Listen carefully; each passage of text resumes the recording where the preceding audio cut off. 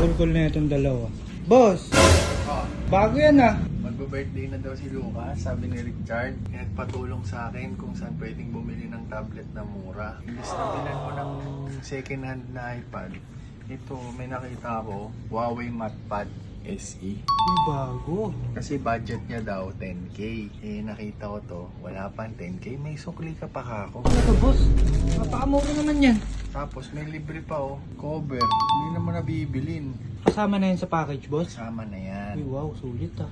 Titignan lang natin kung tama ba yung desisyon ni Richard na sundin ako o hindi. Uy, ganda ng screen.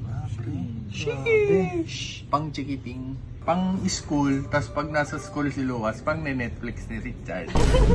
Linaw paro, di ba? Okay, sa bumili siya ng second hand, ito na lang, yung budget niya may sukli pa. Ah, malinaw din, Gar. Ang ganda. Malinaw, par. Oh, smooth. Oh, may kids corner kagad, oh, di ba? Tsaka yung smooth pre, oh. Oh. Hindi siya yung maganit.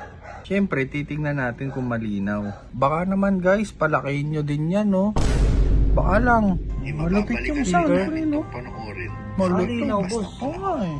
Sobrang malaki ang Pilipinas. O ano, nagsisisi ka ba? Sa budol ko? Hindi. Hanapin nyo na lang kung saan namin nabili. Diyan, hanapin nyo dyan sa baba.